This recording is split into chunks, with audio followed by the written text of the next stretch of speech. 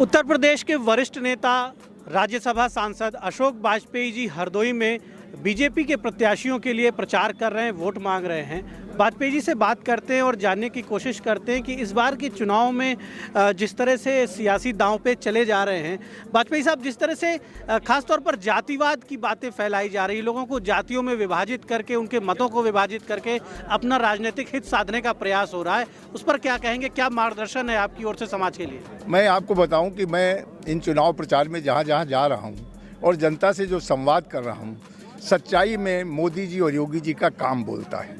पहली बार मुझे देखा कि जनता में इतनी पॉजिटिविटी है कि जो अच्छे काम हुए हैं सरकार की, जनता उसका अच्छी तरीके से मूल्यांकन कर रही है और उसके अनुरूप वो उसका आशीर्वाद देने का काम करेगी, ऐसा मुझे विश्वास है। पहली बार ऐसा दिखा कि जनता इस तरीके की पॉजिटिव नहीं। हमेशा जनता हमेशा कहती थी मौके पे देखा जाएगा, खुलती नहीं थी, लेकिन अब जहाँ चर्चा करो तब वो लोग कहने लगते हैं कि इतने सारे काम हुए हैं, हम लोग क्या इतने नाशुक्रे हैं कि ऐसी पार्टी को भूल जाएंगे।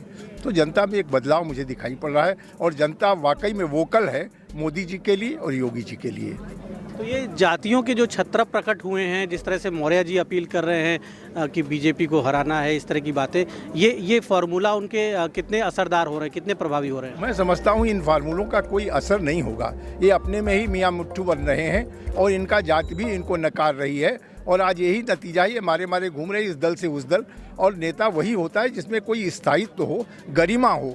और वो नेता नहीं हो सकता किसी भी जाति का या किसी भी समाज का जो रोज़ अपना आज इधर कल उधर, जिसकी न तो कोई वचन की बात हो, न जिसकी कोई वैचारिक प्रतिबद्धता हो। ऐसे नेता किसी नेता नहीं कहे जा सकते।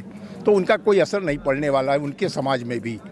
आप मान रहे हैं कि लोग एकजुट हैं, समाज एकजुट है, समाज सावधानी से अपने मतों का प्रयोग कर रहा है? मुझे तो ऐसा लग रहा है कि अब की पहली बार उत्तर प्रदेश की जनता एक पॉजिटिव ढंग से निर्णय लेने जा रही है योगी जी के कामों पर, योगी जी के व्यवहार पर और योगी जी के 5 वर्ष तक सरकार चलाने की उनकी दक्षता पर अब की निर्णय करने जा रही। और जनता मन बना चुकी, चाहे जितना लोग बहकाने का काम करें, लेकिन जनता निशाना साध चुकी है।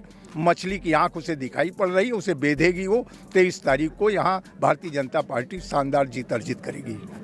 तो आपने अशोक वाजपेयी साहब को सुना कि मछली की जो आंख है, यानी जनता को स्पष्ट पता है कि उसे कहाँ निशाना लगाना है, ईवीएम का बटन कहाँ दबाना है, और आपके मुताबिक लोग बटेंगे नहीं जातियों में, लोग विभाजित नहीं होंगे, लोग संगठित रहेंगे और संगठित होकर अपना राजनीतिक जनादेश, अपना राजनीतिक निर्णय लेंगे उत्तर प्रदेश के हित में। द इंडियन ओपिनियन के लिए हरदोई के सवायजपुर से दीपक मिश्रा।